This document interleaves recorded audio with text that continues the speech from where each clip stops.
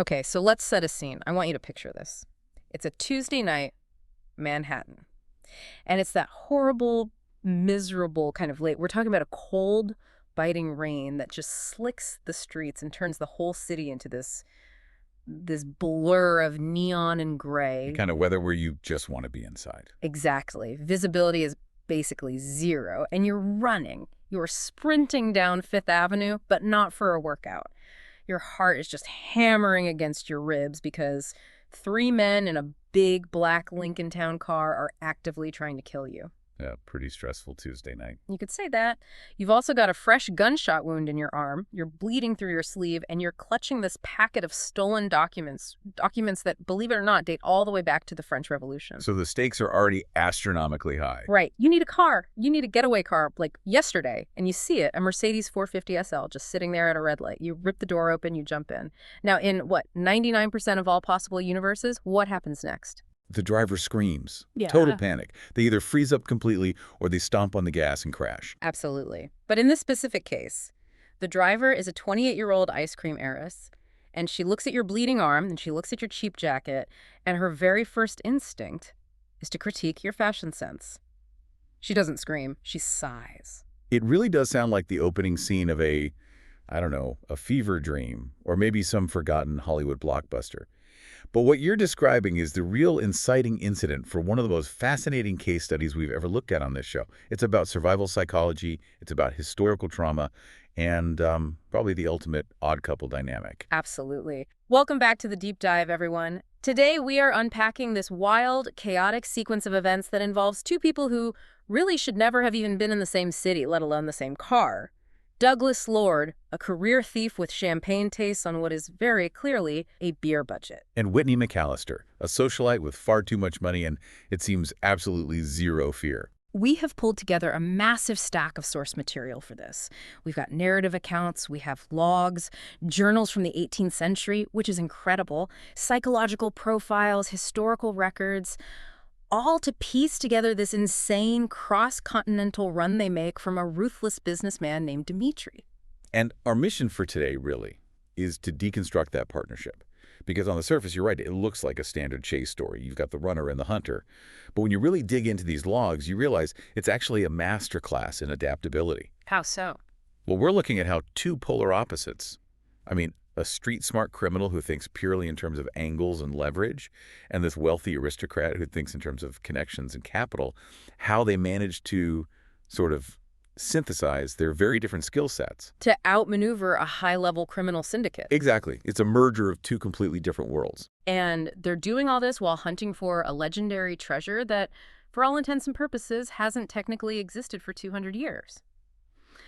So we're going to be looking at the psychology of risk, the pure logistics of international evasion, because getting out of the country when you're on a hit list is a logistical nightmare. Oh, for sure. And we're going to dive really deep into the history of the missing French crown jewels. And that's where it gets so compelling. It's a perfect example of how historical trauma can just echo forward through time.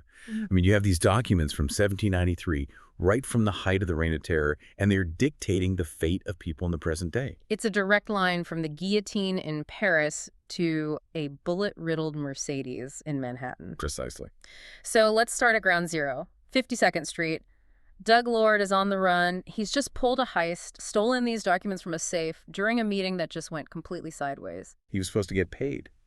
The logs indicate this was meant to be a simple transaction. Huh. But the buyer, a man named Remo, who works for our man antagonist Dimitri, decided it was, cheaper to just kill him and take the papers. A classic double cross. Doug barely gets out. He's desperate. And the first thing he does is really interesting to me. He doesn't look for a hospital. He doesn't call for help. He runs to a street corner and buys a jacket off a punk kid. This is such a fascinating detail in the logs. It's this clumsy attempt at what intelligence operatives call gray man tactics, blending into the background. Right, trying to disappear. But he's wearing a bloody shirt. He needs to cover it up. He pays the kid $200, which is noted as basically his last bit of liquid cash for a leather jacket. But the logs make a very specific point of this. Doug realizes almost immediately that it's vinyl. Not leather. Not leather. It's stiff, it squeaks when he moves, and it smells like chemicals. Why is that sensory detail so important? Why focus on the material of the jacket? because it establishes his status in that moment perfectly. Doug Lord, throughout the entire narrative, presents himself as this high roller. He talks about villas in Martinique, he knows about fine wine, he could drop obscure culinary terms. He's a man of taste, or at least he wants to be. He wants to project that, yes. But in this moment, he's wearing a fake, smelly plastic jacket that he just got fleeced for. He's vulnerable. He's trying to project this image of confidence and control, but the reality is vinyl. He's bleeding, he's being hunted, and his disguise is this constant sensory reminder of his failure and his poverty. It's a great piece of foreshadowing for his character. So he dives into a bar first, trying to lose the tail. It doesn't work. The hitmen spot him immediately, and there's this brawl, right? It involves a chocolate souffle and a lemon tort. It does. He literally throws dessert in their faces to blind them. It's messy, it's desperate, it's pure improvisation. And that's when he bursts out onto the street and forces his way into Whitney's Mercedes. Which brings us to Whitney MacAllister. We have to talk about her because her reaction to a carjacking is, well, it's abnormal. Abnormal is putting it very, very politely. This is where you have to look at her psychological profile. Whitney is suffering from what we might call affluenza-induced stagnation. A great term. She's 28, she's incredibly wealthy, and she is profoundly, deeply bored. The notes mention she's just come back from Paris because she broke off an engagement. And the reason she gives? Her fiancé color-coordinated his socks. That is a very specific, very petty level of dissatisfaction. It almost sounds like she's just looking for a reason to be unhappy. It is, but I think it signals a much deeper issue. She is starving for something authentic. Her whole life is curated, it's safe, it's predictable, down to the minute. When Doug Lord, bleeding and smelling of vinyl, jumps into her car, he's the absolute opposite of curated. He's chaos. He's raw, he's dangerous, and he's real. When she looks at him, she doesn't see a threat. She sees a disruption. And for her right now, disruption is a drug. She is craving a break from the monotony of her own perfection. She even critiques his gun. He's got his finger in his pocket, pretending to hold a pistol, the classic bluff. And she just looks at him and says, if there's a gun in there, I want to see it. Otherwise, get out. That one line just strips Doug of his power immediately. His entire strategy relies on fear. He relies on people behaving like victims. Whitney, however, is immune to that kind of fear because she's never really been in danger. So she just calls his bluff. But then the dynamic shifts. She glances in the rearview mirror and she sees it. The black Lincoln. The funeral card, as she calls it. And she sees the men inside. And this is the pivot point. A normal human response to realizing you're in a high-speed pursuit is panic. Cognitive tunneling sets in, your vision narrows, your fine motor skills just degrade, you freeze. But Whitney doesn't freeze. She engages, she treats it like a movie. The logs explicitly say she references the film Bullet. Yes. And that is a psychological defense mechanism. You'd call it dissociation or derealization.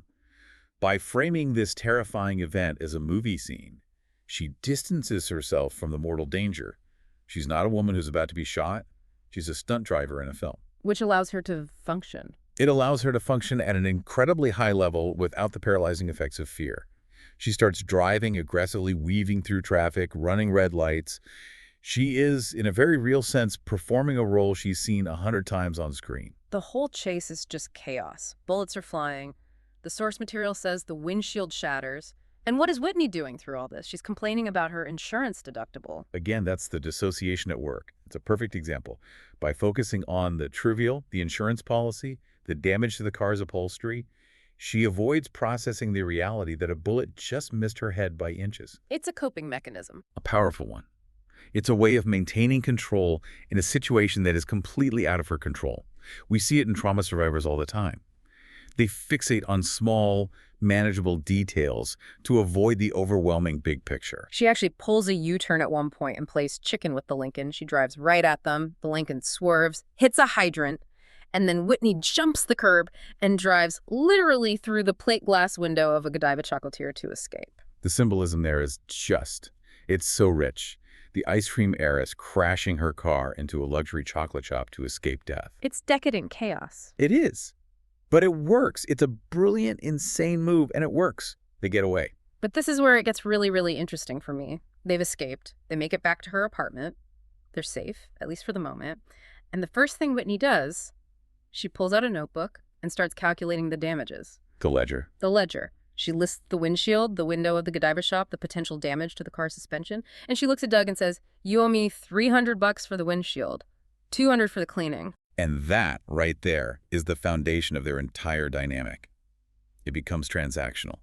By reducing this life-or-death struggle to a simple series of debts and credits, Whitney completely maintains her superiority. She is not a victim, she is a creditor. It's a brilliant psychological move. It forces Doug to engage with her entirely on her terms. She isn't helping him out of charity or fear. She's protecting her investment. Exactly. And it immediately sets the tone that this is a partnership, however reluctant it might be.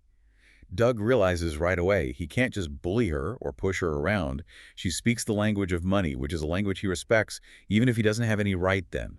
It levels the playing field in a very unexpected way. Let's talk about the setting for a moment, her apartment. The source material describes it so vividly. There's a Monet on the wall, French furnishings, these thick plush carpets. It's this fortress of wealth. And into this fortress comes Doug. He's bleeding on her Gucci luggage, and she's pouring them both a Remy Martin. The clash of worlds is just palpable. It creates this sanctuary dynamic, but it's one that gets violated almost immediately. It shows that her security, her wealth, it's all just an illusion when you're dealing with people like this. The hitman breaches the apartment. Dimitri's reach is long. They traced her license plate within minutes of the chase. The breach itself is terrifying. Doug is hiding, he's wounded. He tries to ambush the guy with a porcelain vase, which, knowing Whitney, probably cost more than my entire car. I was thinking the same thing. But it just shatters, and the guy is still standing. It's actually Whitney who lands the finishing blow. She takes off her high-heeled shoe and just whacks the intruder over the head with it. Improvised weaponry at its absolute finest. The heel drop, as it were. But you have to notice the shift in Doug after that. He realizes they can't stay. The sanctuary is compromised. He has to reveal the MacGuffin. The reason for all this chaos. Yes. He explains that the papers he stole are essentially a map to a treasure in Madagascar. But he needs a stake. He needs money to get there, to fund the expedition. And Whitney makes this incredibly cold calculation. She listens to the whole story, the French Revolution, the gems, the danger, Dimitri, and she doesn't run away screaming. She demands 50%. She holds him hostage with her checkbook. It's a perfect distillation of their dynamic. Doug has the intellectual property, you could say, the map, but Whitney has the venture capital. It's a business merger formed in a war zone. It is. She realizes this is the ultimate cure for her boredom. It's incredibly dangerous, yes, but it's also lucrative, and more importantly, it's exciting. It's real. So the deal is struck. They have to run. New York is burned for them. They need to get to D.C. to arrange passports.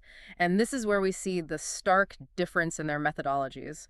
Doug's first instinct is to steal a car off the street. He's thinking street-level evasion. And Whitney. She just opens her garage door and they take her Porsche. It really highlights this sort of unfair reality of evasion, doesn't it? It is infinitely easier to disappear if you're already rich. Oh, completely. Doug is used to hot wiring beaters and trying to stay off the grid. Whitney has a whole fleet of clean, registered, high-performance vehicles at her disposal. And that contrast just gets wider when they arrive in D.C. Doug is thinking about fake IDs, about slipping cash to some shady guy in a back alley for documents. Whitney, on the other hand, just picks up the phone and calls Uncle Maxie. Who turns out to be Senator Maximilian Tiebury. She just uses the old boys network. It's a crucial insight in the logs. Evasion for the wealthy is bureaucratic. It's about calling in favors, pulling strings, greasing wheels. Evasion for the poor is physical. It's about running and hiding and constantly looking over your shoulder. And the results speak for themselves. Whitney calls the senator, and within a matter of hours, they have officially expedited passports and visas from Madagascar. Doug is just amazed by it. He sees the sheer power of legitimacy. Whitney doesn't have to break the law. She just bends it with a single phone call. But this is where the tone of the whole narrative shifts. We go from this high-adventure, almost fun romp, driving Porsches and calling senators, to something much, much darker. The adventure stops being a game. Yes, this is the loss of innocence moment. They check into a hotel in D.C. Doug goes out. He heads to the Library of Congress to do some research on historical context of the papers. Whitney goes back to the room. And earlier, she'd been kind of charming a room service waiter named Juan. Just a kid, really. Exactly. And she finds him in the room. He's been murdered by Dimitri's men. This is the reality check. It's brutal. Up until this point, Whitney has been playing a role. The death of one, a completely innocent bystander who was killed simply for being in the wrong place at the wrong time, it shatters that illusion. The movie is over. This isn't a film anymore. Dimitri's men are not movie villains. They are brutal sociopaths. And the killer is still in the room. A guy named Boutrain, he has a gun on her, he's threatening her. And Whitney, she fights back. She uses a table fork, and she kills him. We have to just pause and think about the psychology of that moment. Whitney MacAllister is a woman whose biggest concerns a few days ago were manicures and dinner parties. In the span of a few seconds, she takes a human life to save her own. It's a primal, violent act. Incredibly so. And the logs describe her reaction afterward. She's in deep shock. She's trembling. She can't process what she's just done. And Doug's reaction when he comes back is just as fascinating. He finds the body, he finds Whitney in shock, and his attitude is almost fatalistic. He just says, "It's a game. You play it for keeps." He's compartmentalizing. Doug has lived in this world for a long time. He understands that guilt is a liability. If you stop to mourn or process, you die. He isn't trying to be cruel. He's being practical. He's trying to snap her out of her shock so they can move. But to Whitney, of course, he just seems cold and callous. It creates this real friction point between them. She's grappling with the massive moral weight of taking a life, and he's just checking the hallway for more shooters. Two completely different survival mindsets. But they can't stay and process it. They have to move. Yeah. And the escape from the hotel is one of my favorite parts of this whole story because it swings right back to that improvisational brilliance we saw earlier. They run through the hotel kitchen. And they get cornered. A chef stops them, screaming at them for being in his kitchen. It's a dead end. And Doug, just out of nowhere, starts critiquing the soup. Poisson Véronique. Yes. He dips a spoon in, he tastes it, and he just launches into this performance as a food critic. He praises the sauce, he bluffs the chef into submission, and they walk right out the back door. It shows Doug's greatest asset, his ability to improvise and adapt. He calls it casing the job from the inside. He knows how to speak the language of whatever environment he's in. Mm-hmm. He knows that a chef is, on some level, terrified of a bad review and driven by professional vanity. So he plays on that vanity. He does. It's social engineering 101. He turns a hostile witness into a temporary ally for just long enough to slip away. It's brilliant. And then they hit the DC Metro. They manage to lose their pursuers in the subway system, and now they're on a plane heading for Paris and then on to Madagascar. So this gives us a bit of a breather to actually look at the MacGuffin here, the papers. What exactly are they chasing? Why is this all worth dying for? This is where we connect to the much bigger historical picture. The source material includes these translated letters and a journal from a young French aristocrat, and they're dated September 1793. Which is the absolute height of the terror. We're talking Robespierre, the Committee of Public Safety, the guillotine working overtime. Exactly. The nobility is fleeing France in droves. They're desperate to smuggle their wealth out of the country before it's seized or before they're arrested. The treasure that Doug is after isn't pirate gold or something like that. It's a hidden cache of gems, diamonds, emeralds, rubies, smuggled out by a family that was trying to save its future. The logs even mention specific legendary stones. The Mirror of Portugal, the Blue Diamond, the Sancy. Right.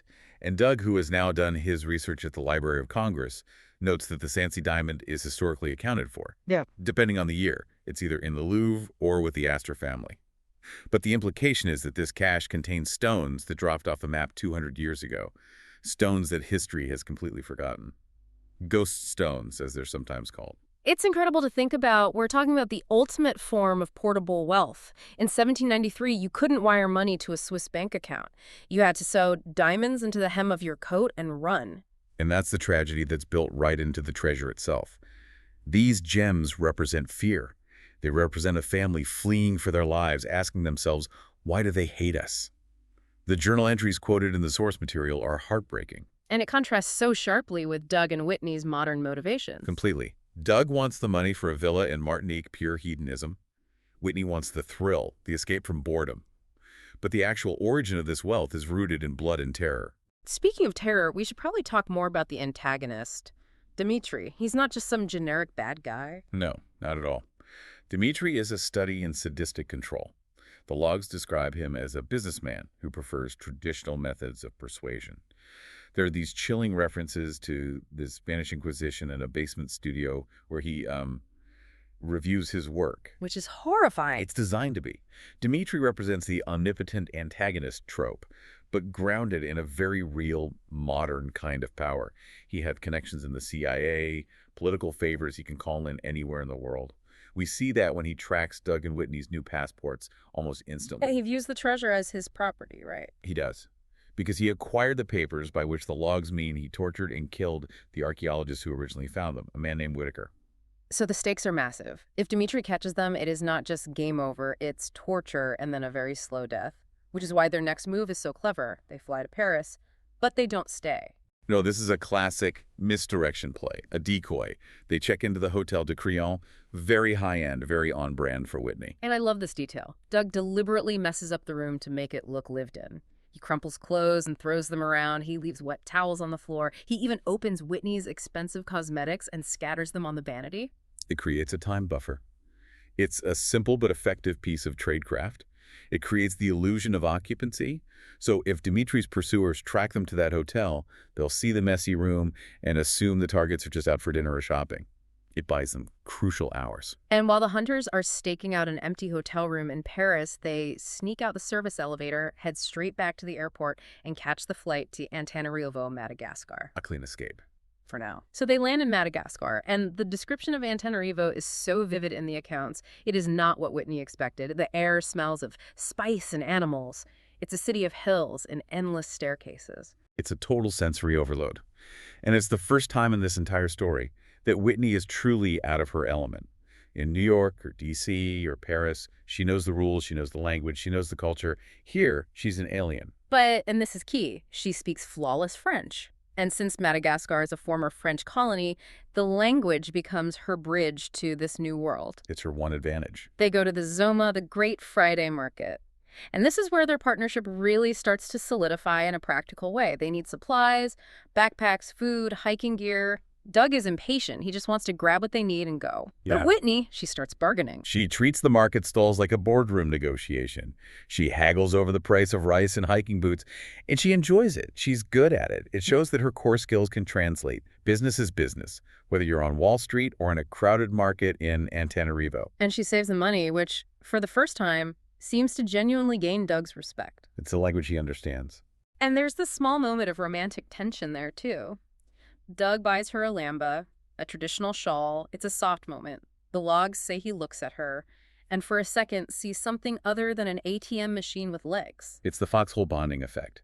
Shared danger creates an intense intimacy, but they don't have time to dwell on it. They have to keep moving. They catch a train heading east, toward the coast, toward Tematave. The train ride. This is pure cinema in the narrative. It's hot, it's crowded, there are chickens and babies everywhere. The sensory details are almost suffocating. The heat, the humidity, the smell of coal smoke. Whitney is actually having a nice moment. She's charming a baby, showing it her compact mirror, and Doug happens to look in that same mirror. And sees Remo. The head hitman. On the train, in the middle of the Madagascan countryside. It just reinforces Dimitri's incredible reach. They thought they were so clever with the Paris decoy, but Dmitri has the resources to just blanket the entire search area. He anticipated their route. He put men on the train. They're trapped. They're in a moving metal tube with a professional killer. And Doug realizes they can't fight him there. It's too crowded, too many civilians, the quarters are too tight, so they have to get off the train. But the train isn't stopping anytime soon. The great escape here is just improvised chaos. Doug knows he needs a diversion, a distraction. He reaches out and pinches the baby that Whitney was just playing with. Which is a terrible thing to do, but yeah, tactically effective. Extremely effective. The baby starts screaming. The mother stands up. People start shouting and looking over. It creates this small pocket of chaos. Yeah. And Doug uses that moment to accidentally spill a huge basket of fruit and vegetables all over the aisle, blocking Remo's path. Yeah. And then he grabs Whitney and forces her to jump. From a moving train. From a moving train, yes. Out into the wilderness. It's a leap of faith, quite literally. The physics of that are brutal. The accounts say they hit the ground hard, they roll, they're bruised and battered, but they're alive. And they're off the train. This leads us into the next phase, the trek. This is all about the physical toll. They are hiking through the highlands of Madagascar. It's described as red rock, high grass, and just intense, oppressive heat. Whitney's expensive Italian shoes are completely ruined. She's exhausted, she's covered in blisters, but she refuses to quit. You see a lot of what you could call the spite factor in her profile here. Doug pushes her, he calls her spoiled, he challenges her toughness, and a part of her keeps going just to prove him wrong. It turns out to be a very powerful motivator for her. They find a cave to take shelter in for the night. And this is where we learn about one of Whitney's vulnerabilities. She has intense claustrophobia. She's terrified of the small, dark entrance. This is a critical moment for her character. Up until now, she's been the brave one, right? Killing hitmen with forks, driving through windows. But the cave reduces her to a state of pure panic. Doug actually has to coax her inside, calm her down. It humanizes her, and it shifts their dynamic just for a brief moment from partners to caretakers. It does. They try to cook rice, and the logs note that it comes out badly burnt and crunchy. And they talk. Doug reveals more of his philosophy. He states very clearly, I'm not Robin Hood. He steals for himself. He wants the good life. He's completely unapologetic about it. He's a hedonist survivalist. That's a great way to put it. He doesn't have these grand ideals. He just wants to stop running. He wants peace, but he thinks peace is something that costs a lot of money. But then the betrayal, or at least the near betrayal. Whitney wakes up the next morning and Doug is gone. And her immediate assumption is that he has ditched her. And frankly, given his character profile up to this point, it's a completely reasonable assumption. Yeah. He's a thief. Thieves steal, and they leave. So she panics. She goes through his pack, which he left behind, and she finds the original documents, the map. And she steals them from him. She hides them. Well, the text says she hides them on her person, inside her lingerie. It's the only safe place she has. It's a very smart tactical move, born of desperation. When Doug comes back, turns out he was just scouting the area ahead. He realizes the papers are gone. He demands them back. And we have a standoff, a classic Mexican standoff in the middle of Madagascar. He has the money. He'd taken her wallet earlier, and she has the map. It's mutual assured destruction. Or maybe mutual assured failure. Neither one of them can possibly succeed without the other. And this moment solidifies their partnership through pure leverage. It's no longer about trust or friendship or romance. It's about necessity. I can't leave you because you have my ticket out. And I can't leave you because you have all the cash. Exactly. It creates this constant simmering tension that drives the rest of the narrative forward. So they're stuck together, for better or worse. They hike down from the highlands to a village they'd spotted from above, a small, isolated agricultural settlement of the Marina tribe. And this brings us to a fascinating cultural deep dive. They arrive, and the reception is frosty, to say the least. The village leader, a man named Louis, is described as a very formidable, serious figure. And Doug tries his usual charm, the hey, how's it going kind of approach, and it just falls completely flat. Utterly flat. The Mariners are a proud, traditional people. They don't appreciate strangers just wandering into their village unannounced. But this is where Whitney steps up. She uses her French. She uses formal etiquette. She apologizes for the intrusion, explains their situation in a respectful way. And Louis, the leader, welcomes them. It's this aristocrat to aristocrat connection. In a way, yes. The Marina people have a very complex social hierarchy. Louis recognizes Whitney's bearing, her confidence. She carries herself with a natural authority. Doug carries himself like a charming thief. Louis respects Whitney's authority, and that respect is what saves them. They're welcomed as guests, and they walk right into the middle of a major celebration, the Fatamihana. The turning of the bones. This is a profound and ancient Malagasy custom. It's essentially the feast of the dead. Every few years, families will open their ancestral tombs. They take out the remains, the bodies of their ancestors wrapped in shrouds. They rewrap them in fresh silk shrouds, which are also called lambas, and then they carry them around the village. They dance with us. Dance with them, yes. There's music, there's feasting. It's a celebration, not a mourning. To a Westerner, this sounds macabre. And the logs note that Doug is a bit freaked out by it. It looks like a zombie movie to him. But Whitney is completely fascinated. She sees the beauty in it. She notes that in the West, we bury our dead and we try to move on.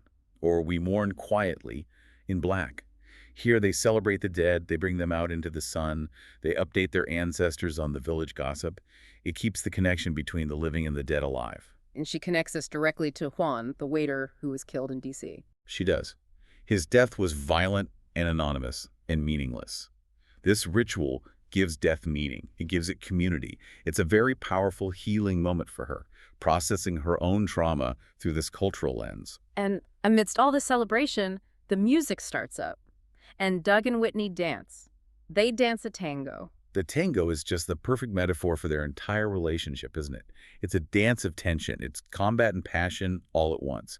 It's about leading and following, pushing and pulling. And they're dancing in this remote village surrounded by people who are literally holding the bodies of their ancestors. And for just that one moment, they are perfectly in sync. All the class differences, the arguments, the betrayals, it all just melts away into the movement of the dance. It's a beautiful moment of connection, but of course it doesn't last because a helicopter shows up. The sound of the rotor blades just cuts through the music, the modern world crashing violently into this ancient tradition. They run and hide against the wall of a house, and they see Remo, the hitman from the train, getting out of the helicopter. And he's showing photographs of them to the village leader, Louis. And this is the cliffhanger. This is where we leave them.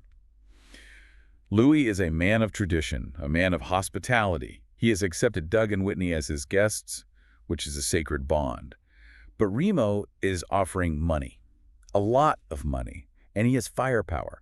He has mercenaries with automatic weapons. So they are pinned down, a helicopter is landing in the main field, mercenaries are closing in. They have the map, they have the money, but they are trapped. And the ultimate question is, will the village betray them? Or will the ancient laws of hospitality hold up against the pressures of modern greed and violence? It's an incredibly precarious position. So what does this all really mean? We've unpacked the chase, the history, the psychology of these two characters. What's the big takeaway? I think the key takeaway here is about the nature of treasure itself. For Dmitri, treasure is about ownership. It's power, it's control. For Doug, treasure is about escape. It's the good life he's always chasing.